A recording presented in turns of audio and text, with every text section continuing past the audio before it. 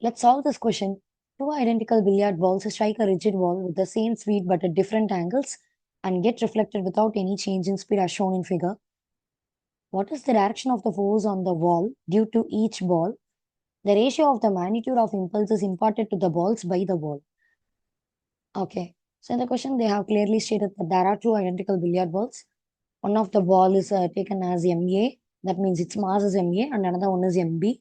But they both are identical, means their masses are same and their radius will be same. In case 1, that means in case A, one of the ball is striking the wall at an angle of 90 degree. To avoid the confusion of the terms ball and wall, that means it sounds similar. So I will use the term object whenever I have to say the term ball. So one of the object is striking the wall at an angle of 90 degree. So it strikes normally to the wall. And what is the momentum of the object? It is momentum before collision and it is taken as Pi. What is Pi? Pi is equal to mu.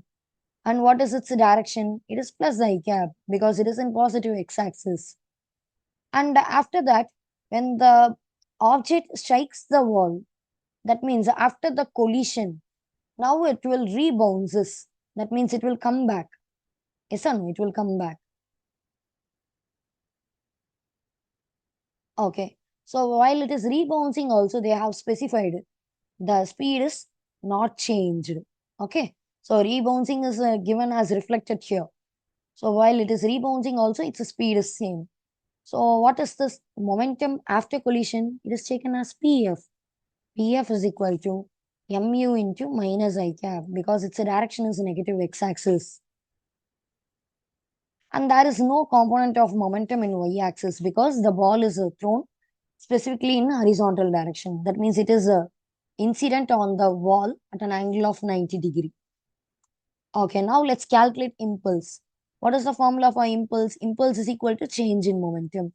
So let's check like this. Final momentum minus initial momentum. What is final momentum? It is mu minus mu I cap. And what is initial momentum? It is plus mu I cap. And I can write like this minus 2mu I cap. So this is the impulse value.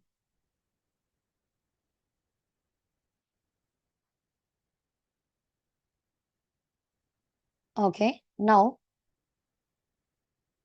in the second case, in the first case itself, they are even asking the direction of the force on the wall due to each object.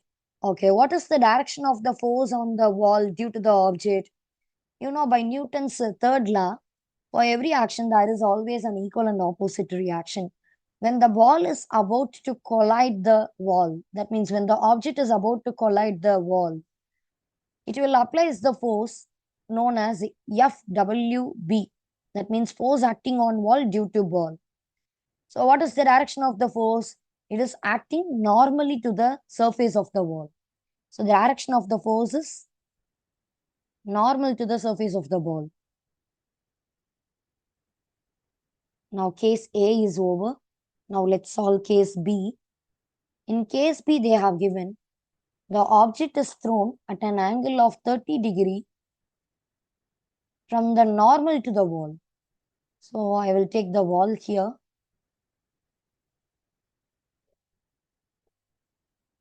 And this is normal to the wall. When the object strikes the wall at an angle of 30 degree, it is moving with the speed u and it has the momentum pi because this is before collision pi. And this momentum pi is resolved into two components. One is in x component and another one is y component. And you have studied alternate interior angle theorem. So if this is angle 30 degree, then what about this opposite angle? That is also 30 degree. Then what is pi x component value? Pi cos 30 degree. What is pi y value? Pi sin 30 degree. Okay, now the ball after striking the wall, the object after striking the wall, It rebounces with the same speed. It rebounces with the same speed and also with the same angle. And now listen, with the same speed means it has the final momentum now. The final momentum is taken as a PF. And since this momentum is not in a definite axis, let's resolve into two components. One is a x component, that is P of x. And another one is y component, that is P of y.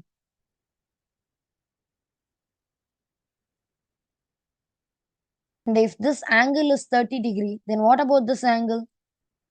That is also 30 degree. Then what is your P of x component? P of cos 30 degree. What is P of y component? P of sin 30 degree.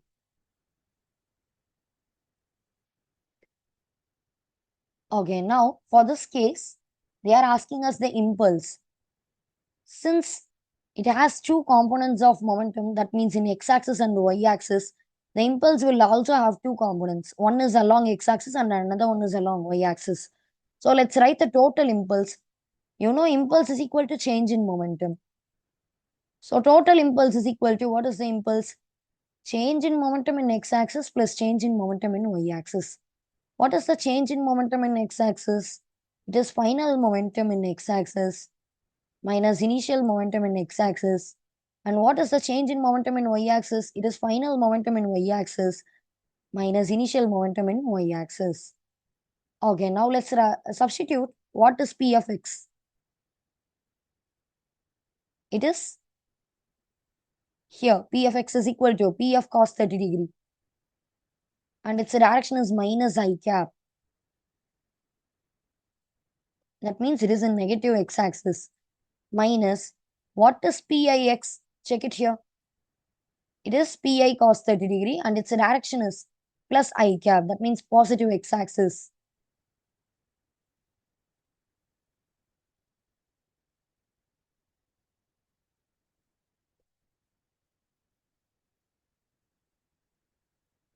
Plus, let's write the y components and all.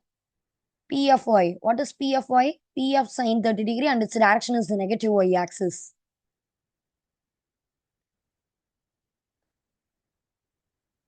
So it is minus j cap. Again, minus of, what is Piy? It is Pi sine 30 degree. And again, it is minus y-axis.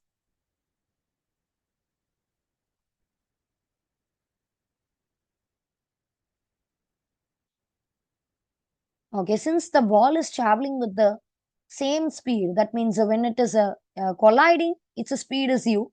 And when it is rebounding also, it is following the same speed. That means final speed and initial speed are same. In that case, you should understand the final momentum and initial momentum will be same since the mass remains constant. So P of cos 30 degree into minus I cap. I will take the minus print. Minus P of cos 30 degree I cap minus P of cos 30 degree I cap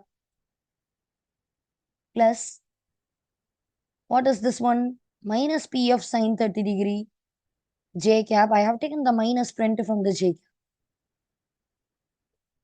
Again, minus into minus is what? Plus. So it is plus P of sine 30 degree j cap. And you know, minus P of sine 30 and plus P of sine 30 will cancel. And the remaining answer is minus 2P of cos 30 degree I cap. That means the impulse is only due to x component.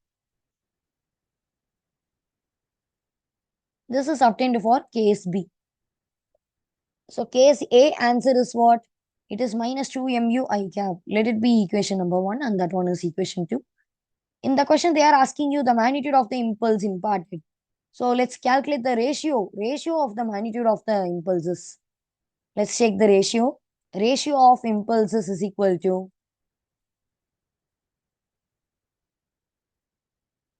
for the first case, what is the answer? Minus 2mu into I cap. Minus 2mu into I cap. Look at here. The first equation, minus 2mu into I cap. And in the second equation, you are having minus 2 pf cos 30 degree into I cap. Let's substitute the pf value also. Pf is mu minus 2 mu cos 30 degree into I cap.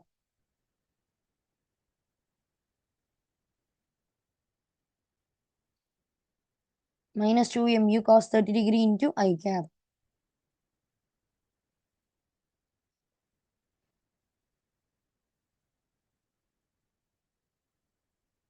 Since they are asking the magnitude of the ratio of the impulses, let's put the modulus sign. And in modulus, you don't have the direction components. You will actually ignore the direction components. And obviously, the minus will become plus. So it is only 2 mu divided by 2 mu cos 30 degree. And the result is 1 by cos 30 degree. What is cos 30 degree? Root 3 by 2.